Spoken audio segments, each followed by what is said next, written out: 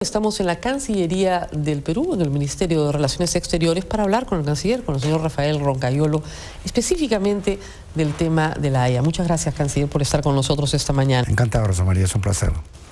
¿Qué se está jugando el Estado peruano en La Haya? ¿Por qué esto es tan importante para el Perú? Bueno, esto es muy importante por varias razones. En primer lugar, porque se trata del mar peruano y se trata de reconocer nuestros derechos sobre el mar peruano. Perú ha sido precursor de las 200 millas y lo que estamos demandando ahora es el reconocimiento de un derecho y de una soberanía. Pero también es importante porque llevamos 200 años definiendo límites y solo nos falta definir esta frontera marítima con Chile. Es el último tema limítrofe que queda al Perú. Y también es importante porque nosotros aspiramos a la integración latinoamericana. Como dice el presidente Humala, juntos vamos a ir mejor.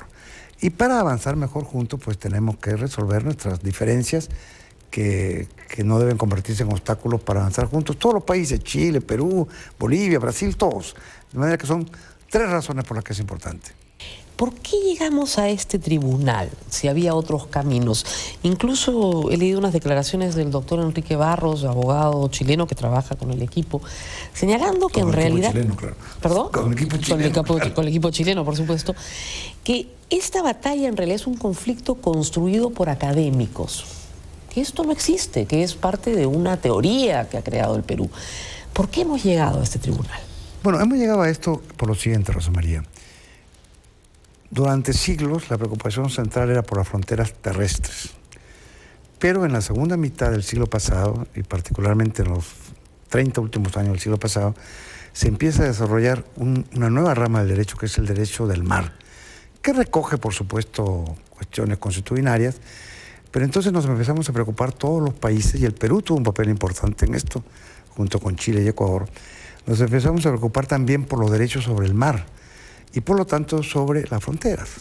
Es por eso que en 1986 el Perú le plantea a Chile: vamos a discutir este tema pendiente que no hemos resuelto, de fijar definitivamente nuestra frontera marítima. Chile, con sus propios argumentos, por supuesto, tarda mucho en responder, hasta que el 2004 Chile dice: no tenemos nada que discutir.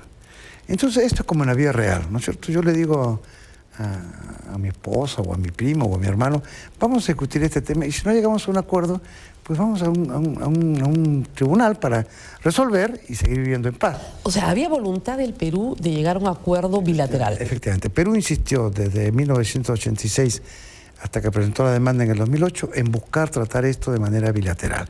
Como esto no fue posible, Perú recurrió a un tribunal, que es la Corte Internacional de Justicia, pero precisamente para buscar resolver esto en paz y de una manera civilizada, y no por la fuerza de la fuerza, ¿no es cierto? Así es. En el siglo XIX estas cosas se resolvían por la fuerza del más fuerte. En el siglo XX, en el siglo XXI, se resuelven por los tribunales. Ahora, vamos a examinar un tanto los argumentos de Chile, que creo que son muy importantes para que el público peruano los conozca. El primer argumento es que ya existen tratados, es decir, que el Perú ya acordó con Chile en el año 52 y en el año 54 a través de la Declaración de Santiago de las 200 millas y luego a través del acuerdo sobre pequeñas embarcaciones de pesca, que el límite entre los dos países, el límite marítimo, era el paralelo. Y al declarar eso, al que el límite marítimo era el paralelo, el asunto está zanjado. ¿Qué opina de ese argumento? Ese es el punto de vista de Chile, efectivamente. Pero la pregunta que hay que hacerse es: ¿qué cosa es un tratado de límite? Y en esto el derecho internacional, la jurisprudencia internacional dice claramente que un tratado de límites marítimos, por la importancia que el asunto tiene, debe ser un documento que refleje explícitamente la voluntad de las partes de establecer un límite marítimo. Casos recientes: este mismo año, el Tribunal Internacional del Mar de Hamburgo, en el diferendo entre Myanmar y Bangladesh, acaba de fijar esto: un tratado de límite marítimo tiene que ser expreso. Este es el último de una serie de sentencias. Una muy importante es en el fallo entre Honduras y Nicaragua del 2007, en que ha quedado claramente establecido que desde el punto de vista del derecho internacional, un tratado de límites marítimos tiene que expresar la voluntad de las partes de fijar un límite.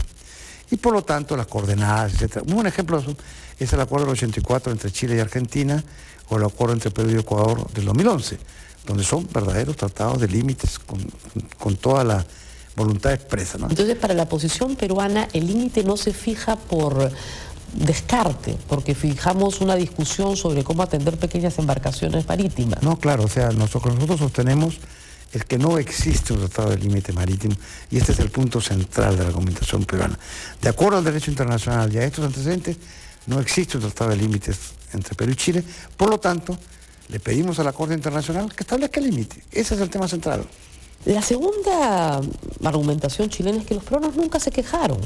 Nunca se quejaron. Desde la década del 50 han pasado 60 años. Durante esos 60 años, sobre el área reclamada, Chile ha ejercido soberanía. Nunca se han quejado.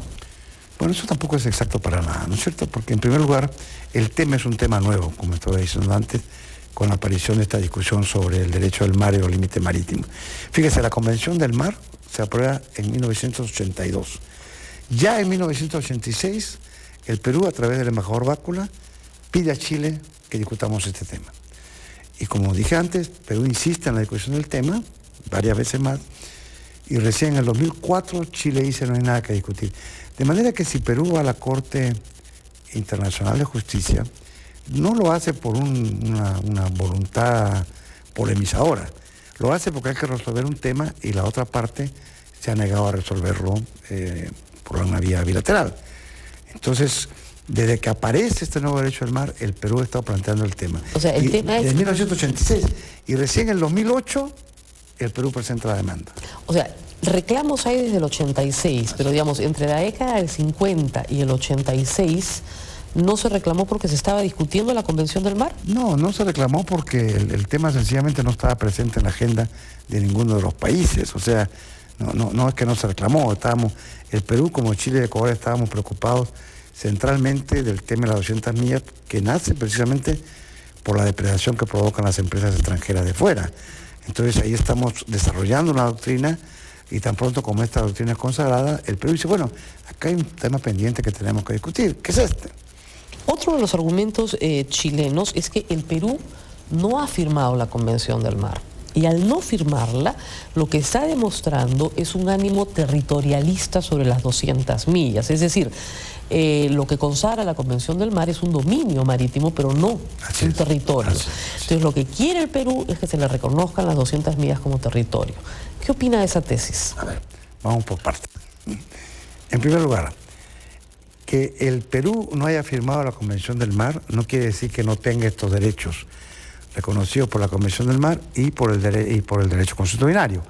Por ejemplo, el día 19 de noviembre se va a producir la sentencia sobre el diferendo entre Nicaragua y Colombia. Colombia tampoco ha firmado la Convención del Mar. Eso no impide que haga uso de sus derechos o que defienda sus derechos. Segundo elemento, no siendo por lo tanto necesario o indispensable haber suscrito la Convención del Mar para llevar un proceso como el que estamos llevando en la Corte, la Constitución del Perú, las dos últimas constituciones del Perú, no son territorialistas. Y eso está bien claro en el diario de debates y en los textos constitucionales, que fueron redactados justamente pensando en la posibilidad de suscribir la Convención del Mar.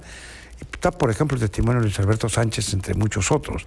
Entonces, no hay ninguna ley peruana que contradiga la Convención del Mar.